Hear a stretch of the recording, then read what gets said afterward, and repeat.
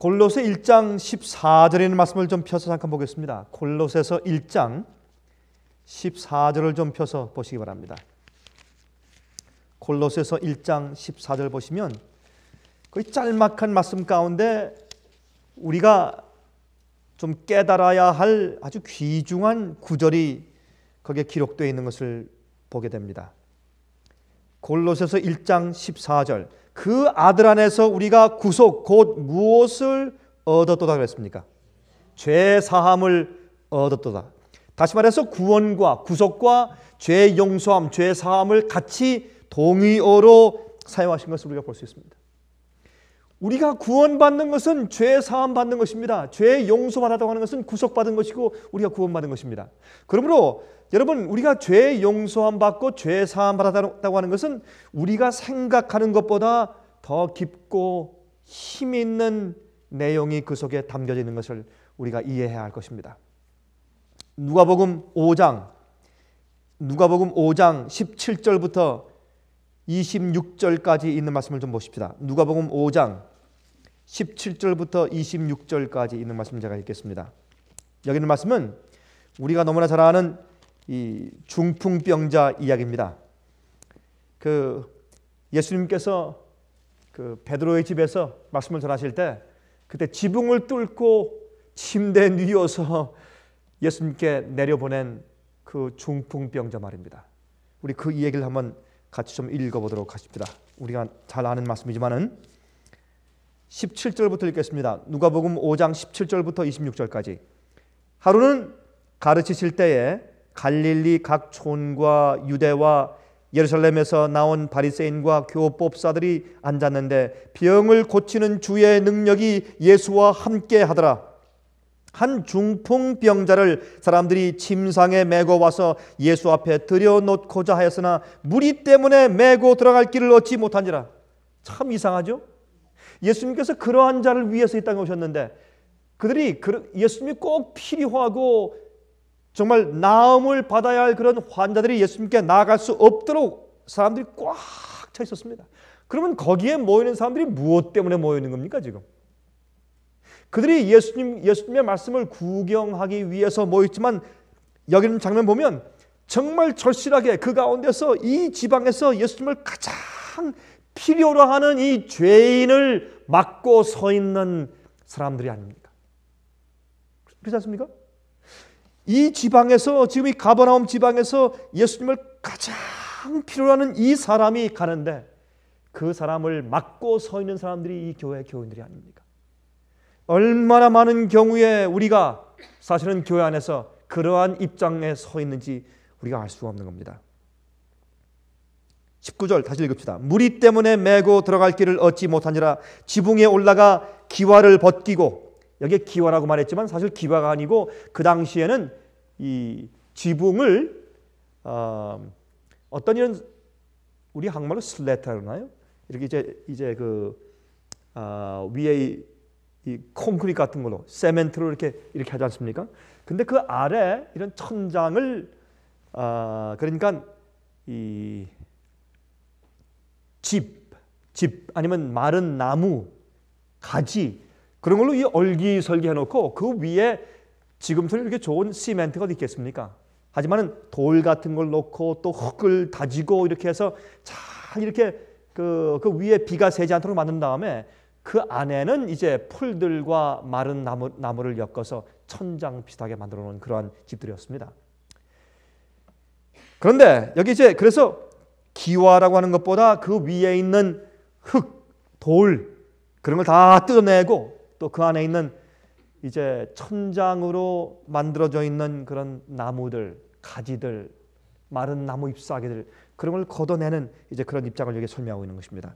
지붕에 올라가 기와를 벗기고 병자를 침상채 무리 가운데로 예수 앞에 달아내리니 예수께서 저희 믿음을 보시고 이르시되 이 사람아 내 죄 사함을 받았느니라 하시니 서기관과 바리새인들이 의논하여 가로되 이 참남한 말을 하는 자가 누구뇨 오직 하나님 외에 누가 능히 죄를 사하겠느냐.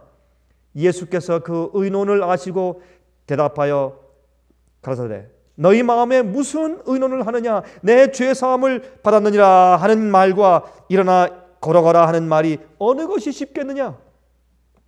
그러나 인자가 땅에서 죄를 사하는 권세가 있는 줄을 너희로 알게 하리라 하시고 중풍병자에게 말씀하시되 내가 내게 이르노니 일어나 내 침상을 가지고 집으로 가라 하시매 그 사람이 저희 앞에서 곧 일어나 그 누웠던 것을 가지고 하나님께 영광을 돌리며 자기 집으로 돌아가니 모든 사람이 놀라 하나님께 영광을 돌리며 심히 두려워하여 가로되 오늘날 우리가 기이한 일을 보았다 하니라. 우리가 오늘날 기이한 일을 보았다 하니라. 참 정말 기이한 일이죠. 여러분 아십니까? 이 세상에서요 가장 기이하고 기적적인 사건은 사람의 변화입니다. 그렇죠? 사람의 인간의 변화고 그 사람 마음 가운데 변화입니다. 죄로 찌들려서 성격이 고질이 돼버리고 고칠래야 고칠 수 없고 말이죠. 신경질적이고 예민해지고 오해가 심하고 원망이 심하고 마음속이 악랄한 그런 죄인이 예수 그리스도의 죄의 사함을 얻고 변화되어서 마음이 거듭나고 새 사람 되는 것, 그것처럼 세상에 기이하고 큰 기적이 또 어디 있겠어요? 그런데 흥미있는 것은 예수님께서 이 기적을 행하실 때 말씀하기를 내가 인자가 땅에서 죄를 사하는 죄를 용서하는 권세가 있는 줄을 너희로 알게 하기 위해서 내가 이 기적을 베푼다 그렇게 말씀하셨어요. 제가요 이번 주에 제가 뭘 또 읽었냐면 제가 몇 년 전에 오래전에 읽었던 한 이야기를 제가 다시 읽었습니다. 그 이야기는 뭐냐면 이 오하이오에 살고 있던 한 젊은 사람이 이 가스스테이션에서 주유소에서 일을 하다가 그만 강도가 들어와서 강도한테 총을 맞았습니다.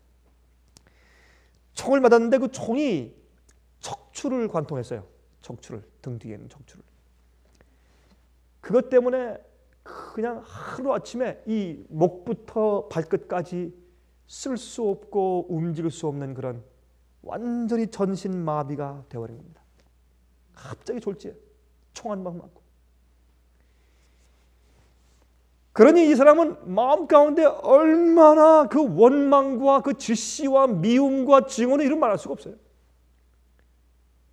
만약 내가 그 사람을 한번 발견만 할 수 있다면 정말 그 사람 전신을 정말 찢어서 죽여도 정말 다 풀리지 않을 그런 마음의 원망과 시비와 증오심이 꽉 차서 여러분 목 이하부터 발끝까지 움직이지 않는 그런 전신마비에 걸린 그런 환자가 되었는데 그보다 더한 것은 그 영혼이 완전히 죽어버린 겁니다. 그 사람은 그리스도인이었어요. 하나님을 믿는 사람이었습니다. 그러나 그렇게 이제 완전히 전신마비가 된 다음에 하나님께 대한 원망, 왜 주님께서 이런 일을 내게 허락하셨는가? 또 그렇게 나를 이 병신으로 만든 그 악한 사람, 그 나쁜 사람, 그 사람에 대한 그 증오심, 이름도 모르고 어디 사는 줄도 모르고 그 사람을 향한 원망과 질시 때문에 그의 몸이 마비된 것보다 그의 영혼은 완전히 찌들어져서 죽은 상태에 그렇게 지내고 있었습니다. 한 번은 너무나 기가 막히니까 죽으려고 자살을 하려고 이렇게 보니까 병원 옆에 이렇게 보니까 이제 그 간원이 놓고 간 그런 긴 가위가 있더래요. 그걸 집을 수 있어야지 자살을 하죠. 세상에 집을 수 있어야 자살을 하지. 죽고 싶어도 죽을 수가 없는 거예요. 그래서 그걸 보고 좀 짚고 싶은데 손이 모두 움직이지 못하니까 울면서 짚지도 못하고 그렇게 이제 집에 돌아와서 이제 부인이 참 그 젊은 부인이 간호해주는 그 간호 속에서 죽을 수도 없고 살 수도 없는 그런 삶을 사는 것입니다. 이제 여러 가지 이야기를 이제 생략하고 끝에 그 이야기에 이렇게 맞춰요. 그 이야기의 이름이 제목이 감동적인데 이름도 모르는 당신에게 그런 제목이 이름도 모르는 그 사람에게 편지 쓰는 거예요. 이 사람이 마지막에 편지 쓰는데 이 사람이 이제 결국엔 이제 성경 말씀을 자기 부인이 계속 침상에서 읽어주는 말씀을 읽고 마음 가운데 좀 쌓이는 그런 감동을 받고 드디어 마음 가운데 다시 계심의 경험을 합니다. 이 영혼이, 죽었던 영혼이 다시 마음속에서 그 절망 가운데서 하늘이 막혀버리고 몸이 마비되어버린 그 죄인이 드디어 영혼이 살기 시작합니다. 영혼이 다시 부활하고 꽃피기 시작하고 싹이 나고, 그러면서 이제 그가 이제 눈물을 흘리면서 자기 부인을 시켜서 편지를 좀 쓰는 것입니다. 편지를 써서 그 사람이 자기를 총에 쏴서 이렇게 자기를 이렇게 전신 마비되게 한 그 사람을 알 수도 없고 이름도 모르고 어딘지 모르니까, 그러니까 이제 신문에 편지를 내기로 했습니다. 자기 용서의 편지를 신문에 제 게재하기로. 근데 그 편지에 이런 글이 있어요. 이름도 모르는 당신에게. 쭉 쓰면서 맨 마지막에, 당신은 나를 이렇게 참 기가 막힌 참 병신으로, 전신마비로 만들었지만은, 그러나 내가 가만히 생각하니 당신 때문에 내 영혼은 드디어 구원받게 되었어. 하나님께서 내 영혼을 살리시는데 내 속에서 움직이는 이 행복과 이 희열과 구원의 만족과 용서의 기쁨은 차라리 내가 건강하게 살면서 정말 미저러블하게, 정말 아주 슬프게 행복하지 않게 그렇게 사는 것보다 내 마음이 얼마나 아름다운 천국 속에서 거닐고 있는지. 내가 이름도 모르는 당신에게 편지 쓰는 것은 당신이 하늘에서 나와 만나서 같이 정금거리를 걷게 되길 바랍니다. 그런 편지 썼어요. 여러분, 용서는 그 죄인을 소생시키는 구원이에요. 성경은 말하기를 구속 곧 죄사함을 받았느니라. 다시 말해서 구원은 죄의 용서인데, 죄의 용서는 주님께서 우리 과거에 우리가 지은 죄에 대한 기록을 살짝 지워주시는 거로 끝나는 것이 아니라고 말입니다. 주님께서 우리 죄를 사하시고 용서하시고 우리 죄사함을 주실 때 그 죄사함과 용서는 내 속에 생명을 주고 내 속에 있는 내 속사람과 영혼을 부활시켜서 새로운 사람 만드는 그런 능력의 역사를 그 말이에요. 그래서 죄의 용서와 죄의 사함은 구원입니다. 죄의 용서는 우리 죄에 대한 그저 과거에 지은 죄를 씻으시는 주님의 보혈로 끝나는 것이 아니라, 보혈의 능력은 우리 죄를 씻으실 때 주님께서 우리를 대신해서 죽으신 것은 당신의 생명을 우리에게 주시기 위해서. 죄의 용서는 부활이요, 죄의 용서는 새 사람이 되는 것이요, 죄의 용서는 중생이요, 죄의 용서는 죄에 대한 과거의 죄를 잊어버리는 것으로 끝나는 것이 아닌 것을 주님께서 설명하시는 겁니다. 여기 말씀하기를 이 인자가 땅에서 죄를 용서하고 사는 권세가 있는 줄을 너에게 알게 하기 위해서 내가 이 병자를 고친다 그렇게 말씀하셨어요. 예수님께서 내가 내 죄를 사한다라는 말이 더 쉬우냐, 아니면 이렇게 완전히 죽은 중풍병자를 향해서 일어나 내 침상을 가지고 걸어가라, 이 둘 중에 어느 말이 더 쉬우냐. 이 말은 무슨 말이냐면 두 개가 다 똑같은 거라고 말입니다. 예수님께서 내가 내 죄를 사했다, 내 죄가 사함받았다는 그 얘기와 일어나서 침상을 가지고 걸어가라는 얘기는 똑같은 동의어라 그 말이에요. 예수께서 여기서 말씀하시는 것은. 그래서 이 이야기는 주님께서 우리 인간들의 죄를 사하시는 용서의 경험이 무엇인지를 설명하기 위한 실물 교훈입니다. 여러분들이 마음 가운데 어떤 문제가 있든지 마음 속에 있는 그 문제는 죄로 병든 문제예요. 여러분 맞습니까? 맞습니까? 남에 대한 원망, 죄에 대한 병이에요. 여러분 사실 우리가 가만히 이해하면 원망할 사람은 자기 자신밖에 없어요. 여러분들 남을 원망하고 여러분 남을 비난하고 사시면 그건 여러분 마음 가운데 문제가 있는 거예요. 우리 마음 가운데 남을 비난하거나 욕하거나 원망하는 마음이 전혀 없어야 합니다. 원수가 나를 원망하고 미워해도 우린 그 사람들 그런 원망한 마음 가지고 살면 안 돼요. 전혀 없어야 합니다.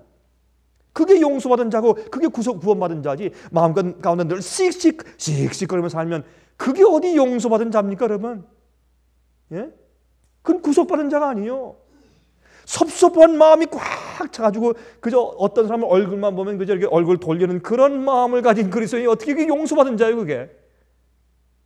여러분 오늘 밤에 과거에 어떤 사람이 그 사람들이 한국에 있든지 미국에 있든지 미국 사람이든지 무슨 뭐 한국이든지 일본 사람이든지 중국 사람이든지 누구든지 여러분 마음 가운데 어떤 잘못을 행했기 때문에 여러분들이 용서해 주지 못하고 있는 그 병은 죄의 병이기 때문에 오늘 저녁에 주님께로부터 그 죄를 용서받으시기 바랍니다. 죄 사함을 받아야 돼요. 죄 사함을. 내가 죄 사함 받고 용서받아 보세요. 어떻게 다른 사람을 미워할 수 있는가? 미워할 수 없어요. 미워할 수 없어요. 자기를 전신 마비 만든 이 병자도 누워서 이름도 모르는 당신에게 하고 눈물 흘리며 쓸 수 있는 그 기적이, 그것이 용서고 죄 사함이고 그게 구원이에요. 우리 속에서 있는 죄의 결과와 죄의 쓴 뿌리가 나를 죄의 노예 만들어서 콱 날 붙잡아서 내 생애를 죽은 생애로 살게 만드는 그런 죄에서 우리가 벗어나와야 합니다.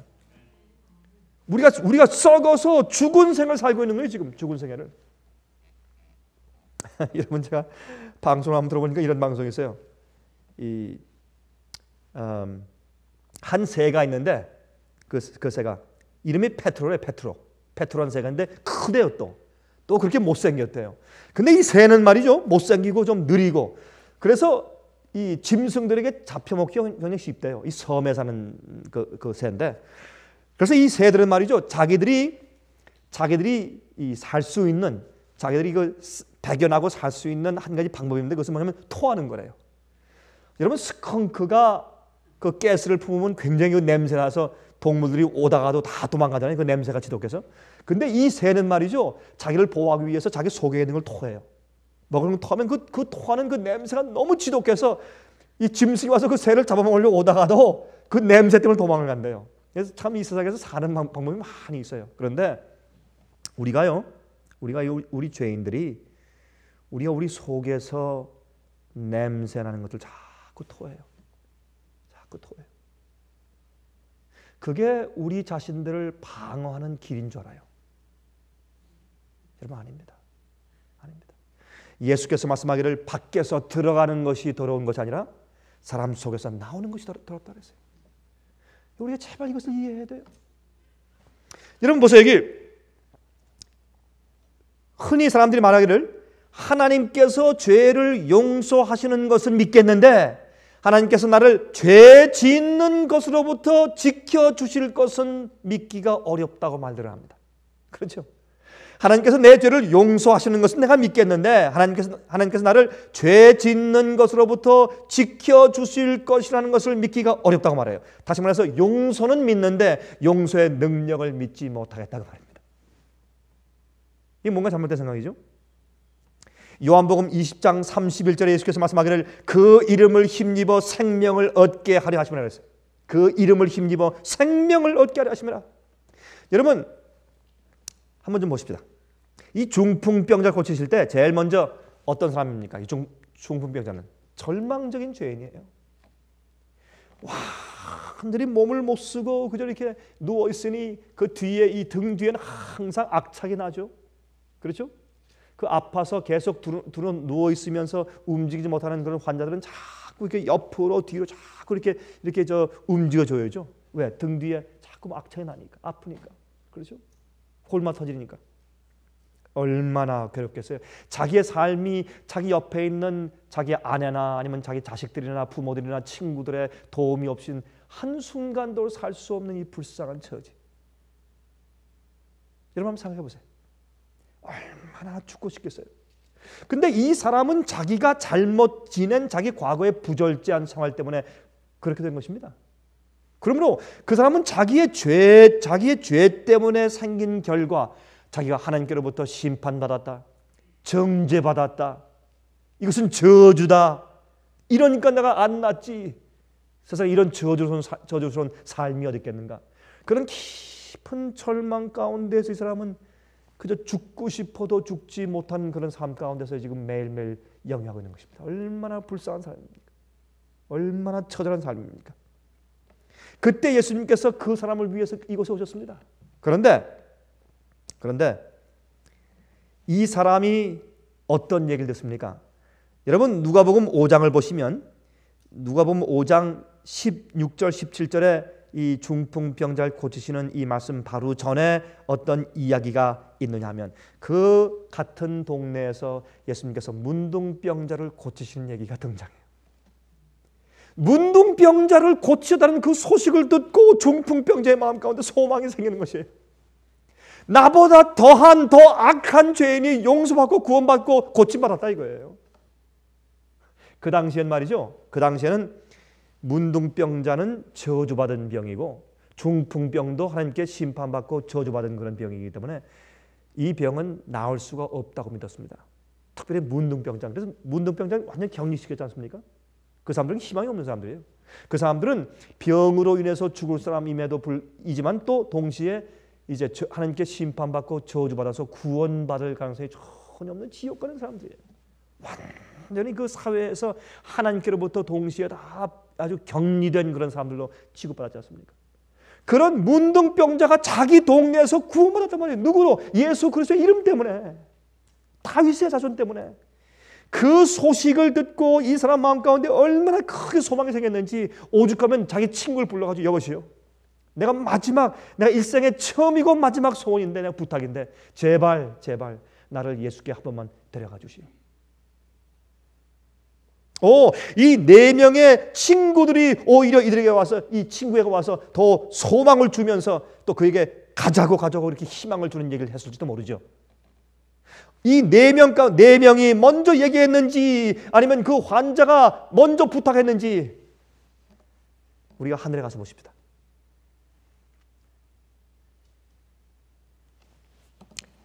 예수님의 생애를 기록한 책에 보면 4명의 친구가 열심히 그들에게 예수님께 대한 믿음을 갖도록 하기 위해서 환기시켰다고 이렇게 말씀한 책을 우리가 읽습니다.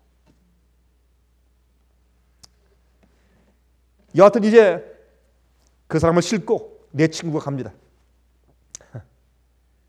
이게 사실은 우리는요, 교회 다니거나 아니면 우리가 집회 가거나 아니면 우리가 전도할 때 우리가 사는 목적은 절망 가운데 있는 사람들을 예수님께 끌고 가는데, 당신이 저기만 가면 희망이 있고 소망이 있고 삶이 저기 있다는 그런 확신을 가지고 한 사람 앞에 한 구석씩 이렇게 붙들고, 전도는 혼자 하기 어렵죠. 그렇죠? 협력이 필요합니다. 4명이 한 구석씩 붙들고 지금 이제 들고서 지금 가는 것입니다. 그게 전도입니다. 전도는 예수님께 데려가는 것이죠. 그렇죠? 내가 용서받은 경험이 없으면 절대로 남들을 설득할 수 없습니다.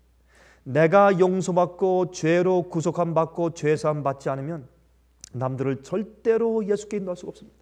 우리 속에 죄의 용서의 기쁨이 없으면 절대로 그게 안 됩니다.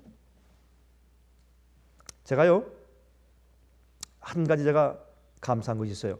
저는 참 여러 가지 부족한 점이 많이 있습니다. 제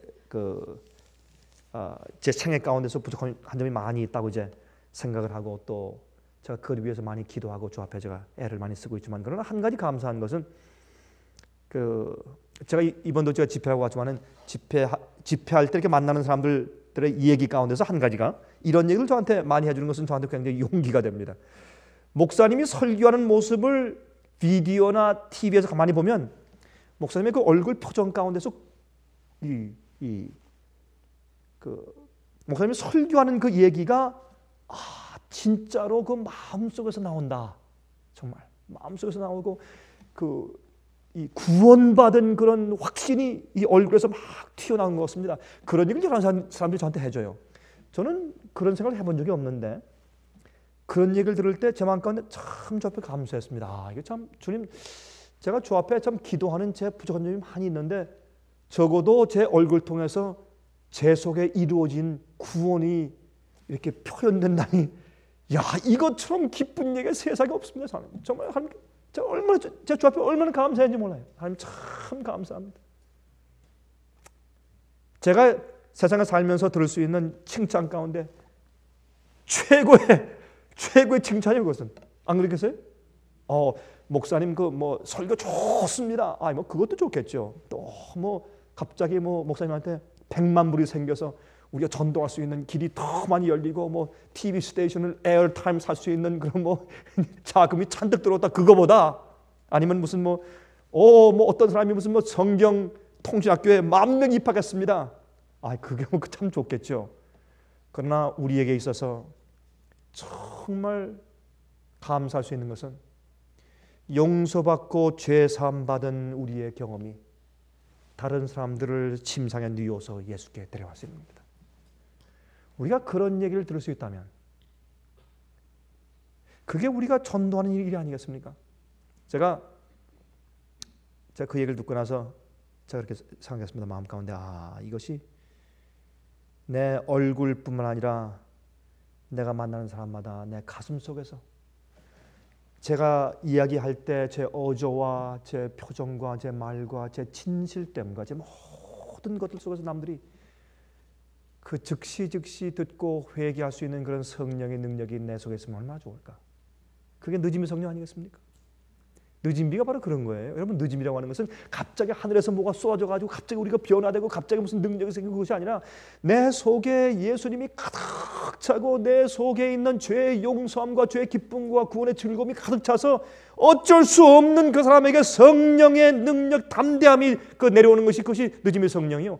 그때 우리가 남들에게 전할 때 우리의 진실됨이, 우리 속에 있는 진정으로 회개함이 남의 가슴을 쳐서 우리가 몇 마디 얘기하면 다 회개해버리는 것이 그것이 성령의 능력이고, 그때 베드로가 설교했을 때 오순절에 성령 받고 나가서 회개했을 때 우리가 설교할 때 하루에 3,000명씩 회개했으면 얼마나 좋겠어요, 여러분? 예? 우리가 방송하면서 하루에 3,000명씩 회개하면 벌써 예수께서 오셨을 거예요. 안 그렇겠어요? 우리가 계속해서 TV 방송할 필요가 없을 거예요. 하루에 3,000명씩 회개했는데 벌써 끝나버렸지. 우리가 왜 이렇게 능력이 없느냐 하면 우리 속에서 죄 사함 받고 용서받은 구원의 은혜와 능력이 우리 속에서 힘있게 나가는 성품이 아직 준비되지 못했기 때문에 성령이 없어서 그렇습니다. 다른 게 아니라. 가만히 생각해요. 내 친구가 들것에 이제 들어왔는데 보니까 사람들이 꽉 차가지고 사람들이 어떻게 용신할 수가 없어요. 들어갈 수가 없습니다. 제가 중국에서 제가 한 곳에 가서 이제 집회를 하는데 좁은 방에 그때 한 90명 정도가 모였는데 좁은 방인데 어쩌면 그렇게 꽉 들어찼는지 제가 이렇게 서 있는 제 앞에까지 이렇게 딱, 그래서 제가 이렇게 가르치다가 이렇게 쳐다보면 바로 이 앞에서 한 사람이 이러고 저를 쳐다보고 있으니까 그렇게 꽉 찼어요. 꽉 차고. 근데 이 비밀리에 집회하는 곳이었으니까 그렇게 집회할 때 사람들이 이제 밖에서는 이제 더 이상 들어올 수 없고, 그러니까 어떤 사람들은 창문 뒤에서 이렇게 하고 이제 그 고개만 들여밀면서 이제 듣는 사람들이 없나, 어떤 사람들은 이렇게 천장에 구멍들이 있어요. 사람들이 이 아래층에 잘 수가 없으니까 2층에다 다락에 올라가서 다 자다가 그게 천장이에요. 그 구멍이 있는데 내려와서 앉았을 자리가 없으니까 그 천장에서 고개만 이렇게 내밀고 쳐다보고 있어요. 그러니까 이렇게 쳐다보면 그 고개만 이렇게 구멍에 나와 있어요. 이렇게 그렇게. 자, 그런 모습을 보면서 참 제가 예수님을 제가 생각했습니다. 주님께서 이 땅에 사시면서 여기에 있는 이 당시에는 이게 베드로 집입니다. 베드로의 집이라는 말이 없는데 여러분 마가복음 1장과 2장을 읽어보시면 갈릴리 가버나움에 가실 때는 베드로 집에 가신 겁니다. 그런데 베드로 집이 나오고 또 베드로의 그 장모가 열병 걸렸을 때 가서 고치신 얘기도 나오지 않습니까? 이 베드로 집이에요. 이 집에 계실 때 사람들이 꽉 차고 사람들이 밖에 다 서서 들으니까 사람들이 들어올 길이 없고 또 창문을 보면 창문에 사람들이 꽉 차 있고, 그러니까 데리고 갈 수가 없는 겁니다. 오히려 주님께 나가는 그 길을 막고 있는 형편이죠. 그때 그들이 이제 사다리를 가져와서 지붕 위로 올라가서 지붕을 뜯었는데, 그럼 생각해 보세요. 지붕을 뜯는데 침대를 내려보내야 되니까 얼마나 많이 뜯었어요. 크게 이만큼 뜯은 겁니다. 이게 그냥 조금 요만큼 뜯은 게 아니라 크게 뜯은 거예요. 여러분 한번 상상해 보세요. 그때 성질 급한 베드로가 어떻게 했을까요? 여러분 상상해 보세요. 베드로가 도마가 아니에요. 요한도 아니고 베드로예요. 베드로. 제가 표현을 못 하겠어요. 좀 뭐 막말을 할 수 없으니까. 그렇죠? 아마 베드로가 막말했을 거예요 그때. 그렇죠? 그저 예수님 부인할 때도 막말했잖아요. 그럼 베드로가 화가 나가지고 내 지붕 뜯는다고 굉장했을 겁니다. 내 지붕 뜯는 소리치면서 말이죠. 그리고 그렇게 소리치는 것을 무엇으로 그가 커버했을까요? 이 귀하신 하나님의 아들 메시아 예수께서 전도 집회하는데 전도 집회를 감히 방해하다니 그렇게 했을 거예요. 예수님은 바로 그런 죄인들을 구하시기 위해서 여기 서서 지금 계시는데, 그렇죠? 우리의 모습들이 어떤 때는 영혼들이 교회에 오는 것을 막아요. 다 막고 서 있어요. 막고 서 있어요. 그때 예수님의 전도회가 중단되었습니다. 막 지푸라기가 떨어지고 흙이 떨어지고 먼지가 떨어지고 소리가 나고 뭐 이상한 들것이 막 내려오고 말이죠. 예수님께서 설교하시다 딱 중단했어요. 더 이상 설교할 수가 없습니다. 상상해 보세요. 이런 엄청난 이 사건. 이게 짧게 기록되었지만 이건 어마어마한 사건이에요. 그때 사람들이 웅성거리면서 뭐 별 사람들 다 있다. 무슨 이런 좋은 집회를 방해한다. 누구냐? 뭐 올라가라. 이따 뭐 올라가라 그러죠. 내려가면 안 되죠. 올라가라. 누가 지붕을 그때 또 베드로가 또 가서 막 야유하고 소리 지르고 말이죠. 아직 회개하기 전이니까 베드로가. 물론 회개했지만 가슴속 깊이 그가 변화된 경험이 아직 없으니까.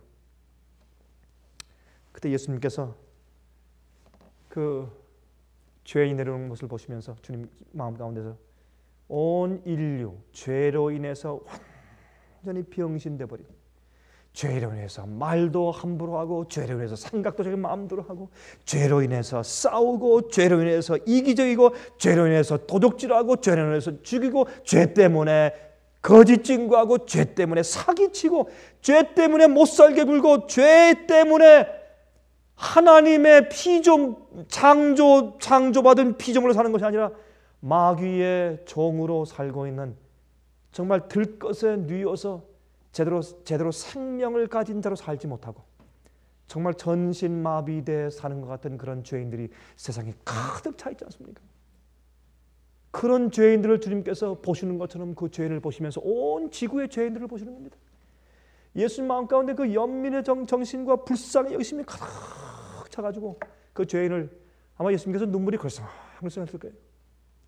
내가 너희들을 그 죄로 인해서 병들고 찌들고 죄로 인해서 의롭게 살지 못하는 너희들을 구원하러 내가 왔는데 내 말씀 듣고 진심으로 죄 사함 받고 구원받는 자가 몇 명 되느냐. 그런 가슴속으로 우러난 눈물을 흘리시면서 예수님께서 그 죄인을 보시면서 가만히 얼굴 보니까 어떤 얼굴 주님께서 보십니까? 어떤 생각을 그의 마음속에서 읽으세요? 이 죄인은 다른 것 없습니다. 다윗의 아들 예수요, 만약 당신이 내 병을 고쳐주지 않아도 좋습니다. 그러나 만약 당신이 정말 당신이 메시아라면, 메시아는 하나님의 아들인데, 메시아는 우리를 위해 돌아가신 어린 양, 희생 양인데, 당신이 정말 성경에 예언된 그 메시아라면, 정말 메시아라면 내 죄를 용서하시고 나 같은 죄인에게도 구원이 가능하다는 얘기를 한마디만 해주십시오. 그게 이 사람의 소원이에요. 지금 예수님께서 그 소원을 아시고 읽으신 겁니다. 그래서 예수께서 하신 말씀은 뭐냐면, 소자야 내 죄가 사함 받았느니라.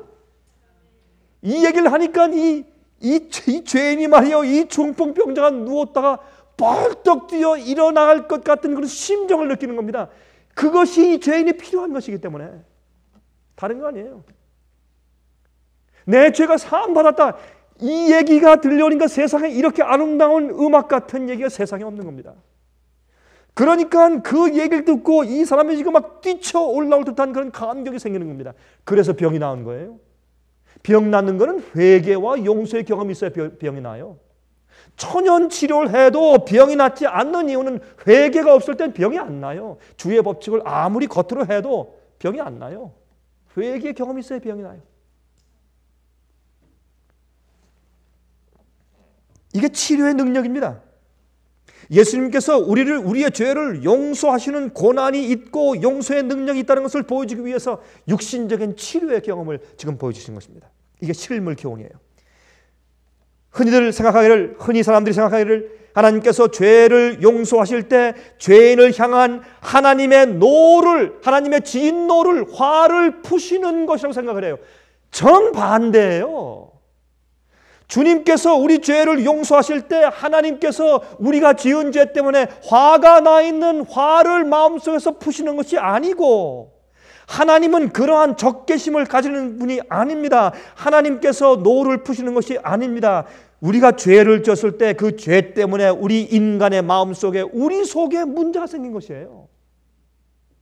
그것을 주님께서 용서하심을 그걸 풀어주시는 것이에요. 우리가 용서받지 않으면 우리가 가지고 있는 죄책감 때문에 우리 성격이 이상하게 삐뚤어져 버려요.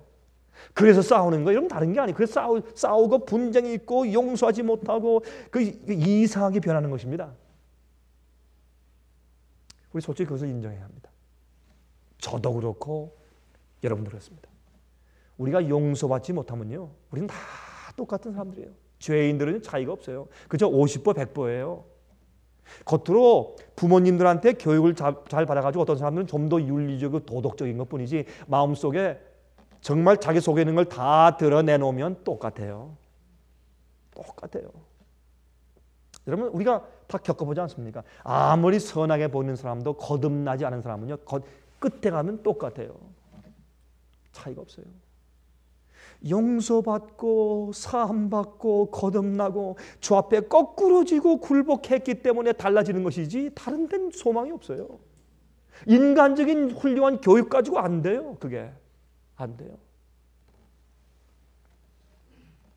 그래서 하나님께서 내 죄가 사함받았다라는 주님의 용서를 확신할 때에 치료가 생기는 것이에요. 마음속에. 그때 마음속에 자기 속에 있는 응어리진 죄 때문에 생긴 결과가 풀어지는 것이에요. 그게 마음속에 먼저 풀어져야 육신적인 치료가 있거든요. 그래서 하나님의 말씀의 파워가 죄인의 마음속에 들어가는 것입니다. 예수께서 말씀하기를, 요한복음 6장 63절에 말씀하기를, 내 말이 영이요 생명이라. 예수님의 말씀이 생명이고 영이에요. 내 죄가 사함받았다. 그 얘기가 얼마나 좋은 얘기예요. 여러분, 주님께서 우리를 향해서 오늘 저녁에 내 죄가 용서받았다. 그 얘기만 우리가 들을 수 있으면 더 이상 바랄 것이 그리스도인들에게 없죠. 그런데 보세요. 용서받은 자가 계속해서 그 죄에 머물러 있으면 용서의 능력과 축복을 경험하지 못한 자입니다. 용서받은 자가 계속 그 죄에 머물러 있으면 용서의 능력과 그 축복을 경험하지 못한 자예요. 여러분, 중풍병자는 말이죠, 그 죄 속에서 자기 생명을 완전히 낭비하고 살고 있었던 겁니다. 지금. 디도서 2장을 보십시다. 디도서 2장 14절입니다. 디도서 2장 14절. 어떤 말씀이 있습니까? 한번 보십시다.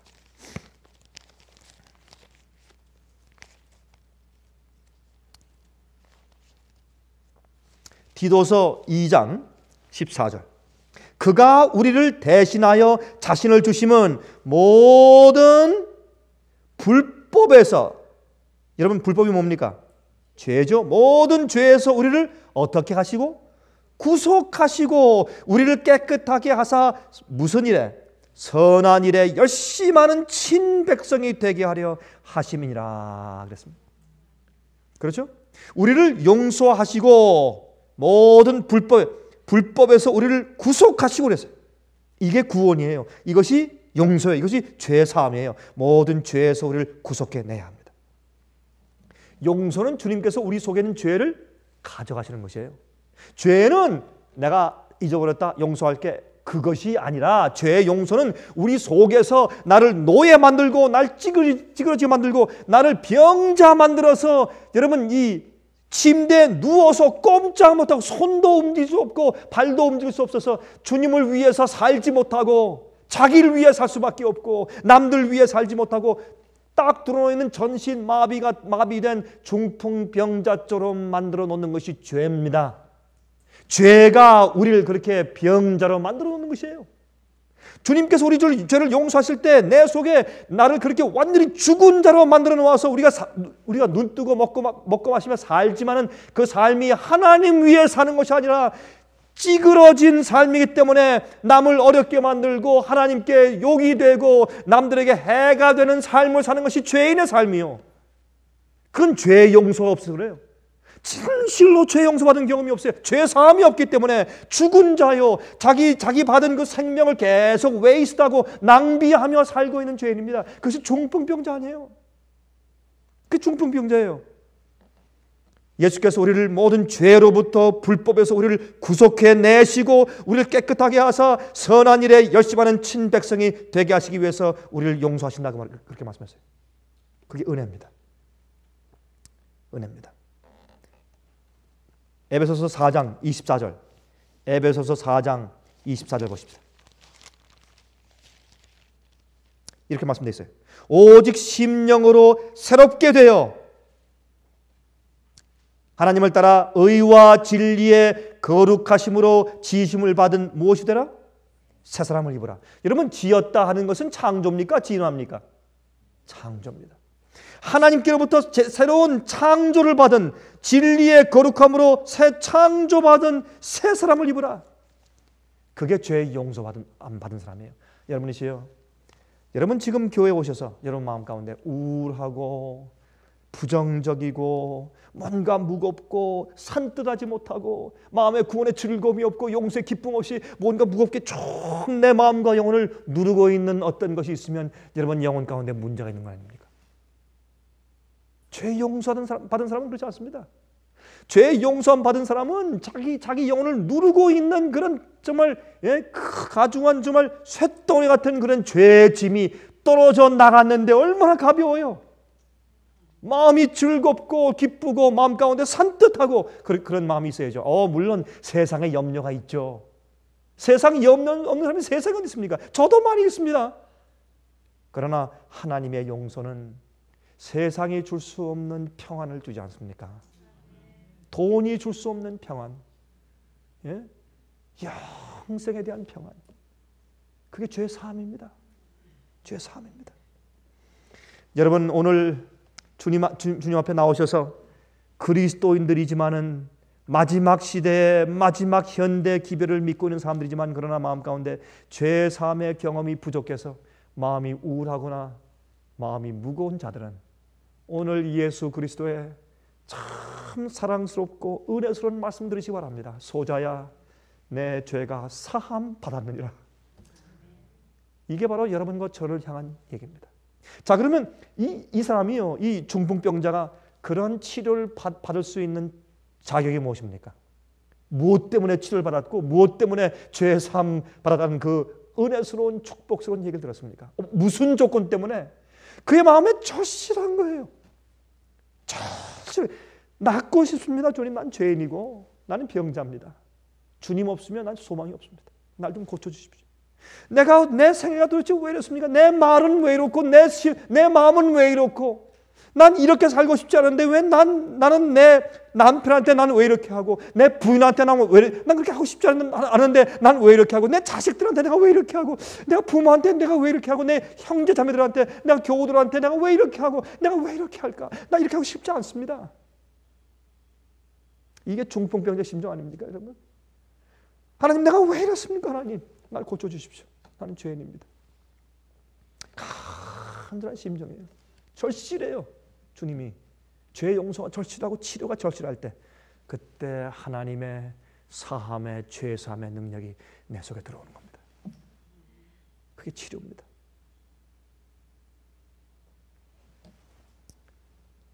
골로새 2장 6절 그리스도를 주로 받았으니 골로새 2장 6절 그리스도를 주로 받았으니 그 안에서 행하되 그랬어요. 그리스도를 주로 받았으니 그 안에서 행하라. 영어로 walk ye in him.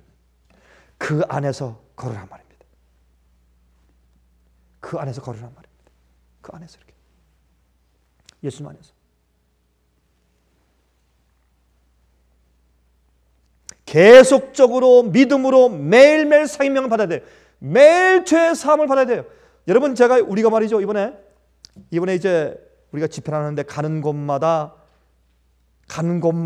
어떻게 이상하게 우리와 똑같이 집회하는 사람들이 똑같은 기간에 똑같은 장소에 집회하는, 가는 곳마다 같이 집회를 하는데 구원파를 믿는 사람들.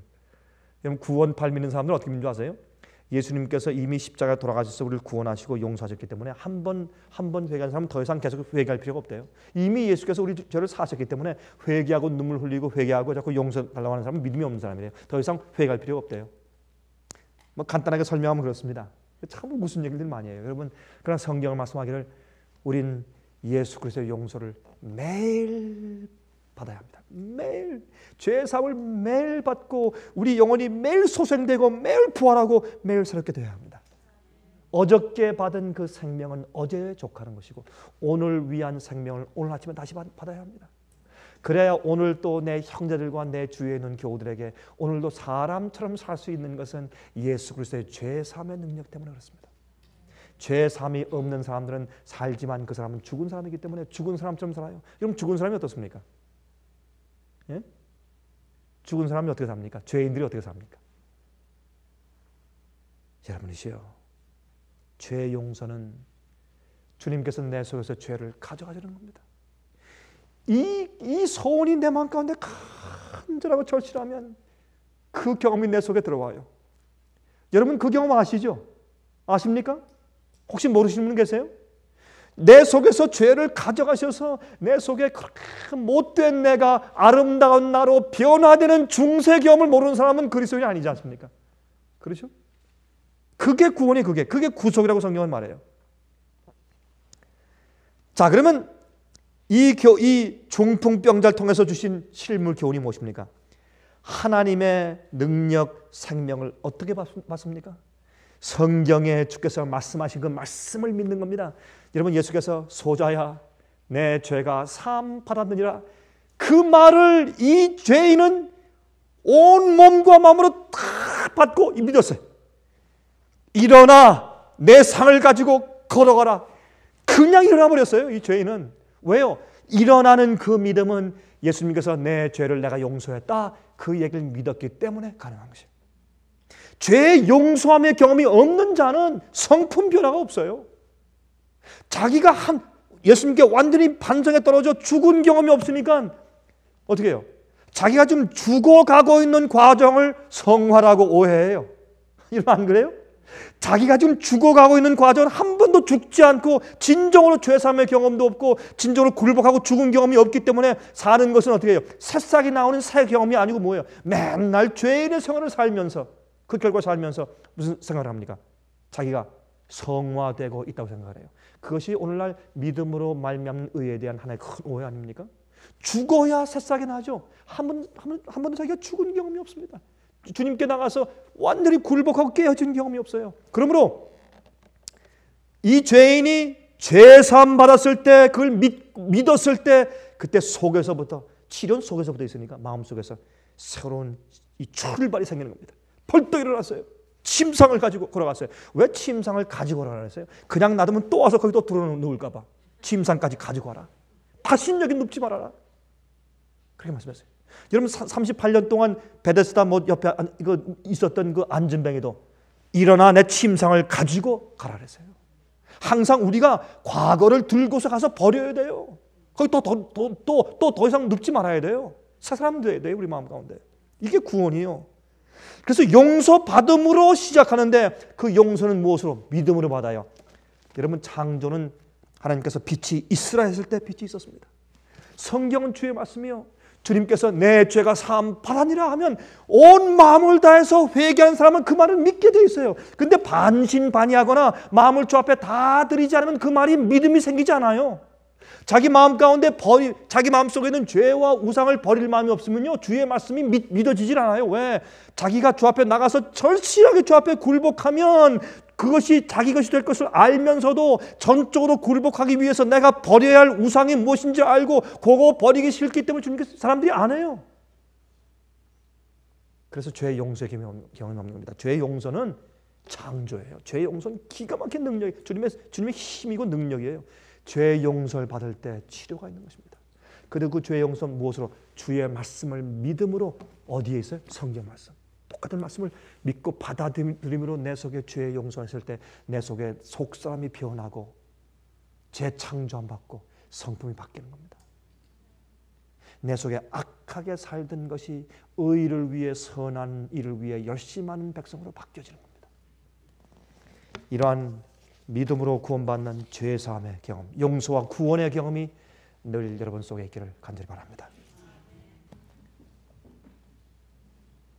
하늘에 계신 우리 아버지, 우리가 중풍병자의 이야기를 읽고 보면서 우리 자신들을 그 속에서 발견합니다.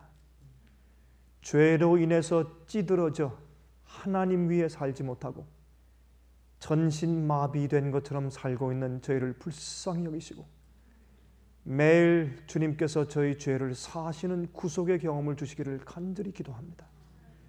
주님이시여, 주님께서 우리 속에 재창조하시는 역사를 베풀지 아니하시면 우리는 전신마비된 병자와 아무 다를 것이 없습니다. 주님이시여, 저희를 살려주셔서 저희 힘으로 저희를 구속할 수 없사오니 매일매일 하나님 우리 곁에 오셔서 내 죄가 사함 받았다고 말씀해 주시고 주의 사랑을 바라보게 하시고 용기와 소망 갖게 해주시길 기도합니다. 그 주님의 음악 같은 음성이 저희 속에 들어올 때마다 매일 아침 새 사람으로 태어나게 해주시옵소서. 그래서 우리가 타고난 성질대로 살지 않게 해주시옵소서. 우리가 배양한 악의 그런 추세에 따라 살지 않게 해주시옵소서. 주님 위에 선한 일에 열심한 의로운 사람처럼 살 수 있게 능력을 베풀어 주시옵소서. 오늘도 저희 속에 죄를 용서하시는 사함 사하심과 구원을 베풀어 주시기를 살아계신 예수 그리스도의 귀하신 이름을 의지해서 간절하게 간구합니다.